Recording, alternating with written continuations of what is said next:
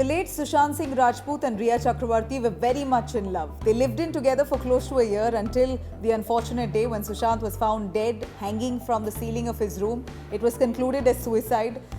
Right after reports surfaced about Sushant's mental health, that he was battling depression. And soon after, weeks later, Sushant's father came out to slam all these reports and shifted the entire blame on Rhea Chakraborty, Sushant's girlfriend. And that's where it all started, the witch hunt for Rhea Chakraborty. This is not the first time that the Indian society is blaming a woman for her lover's death. Cut 30 years ago, the same thing happened with Bollywood superstar Rekha. She was blamed and vilified for her husband's suicide. Back in the 1990s, the iconic actress Rekha was unfairly blamed for her husband Mukesh Agarwal's death by suicide. Rekha got married to Delhi-based businessman Mukesh Agarwal after they got familiar with each other over a phone call. In fact, it said that Rekha was the one who initiated the relationship with Mukesh.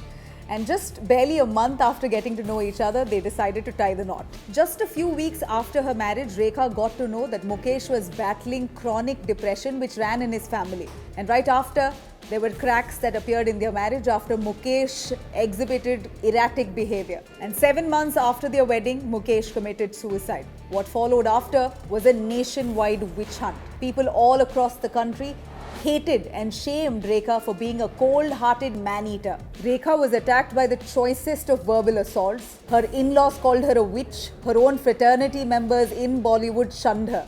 Rekha's mother-in-law, Mukesh's mother's cries echoed in the media. The headline said, and I quote, "वो डायन मेरे बेटे को खा गई, भगवान उसे कभी माफ नहीं करेगा." And then Mukesh's brother said that Mukesh looked very happy that day. He was absolutely fine. He does not know what really happened. Why would his brother commit suicide?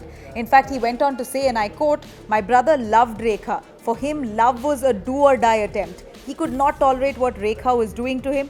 Now what does she want? Does she want our money?" And then came the more surprising part. It was not just Mukesh's family and Rekha's fans who vilified her, but also the Bollywood fraternity who closed the doors on Rekha. Subhash Ghai, one of those glorified directors in Bollywood, said, and I quote, "Rekha has put such a blot on the face of the film industry that it will be difficult to wash it away easily.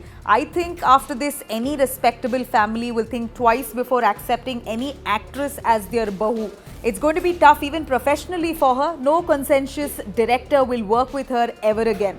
How will the audience accept her as Bharat ki Nari or Insaf ki Devi?"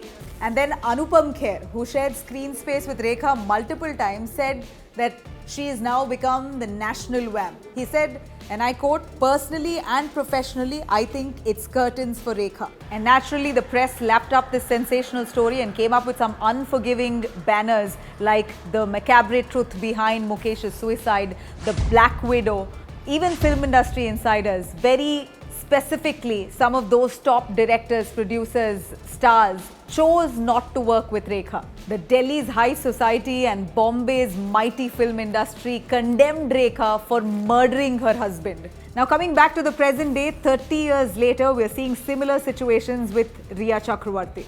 There is a striking similarity between Rhea and Rekha's case. In both their cases, both of them didn't know why their partners decided to end their lives. But the society was quick to pin the blame on the woman inside. And now these familiarities between Rekha and Rhea's story has gone viral on social media posts with people asking, why is smashing the patriarchy and feminism now relevant?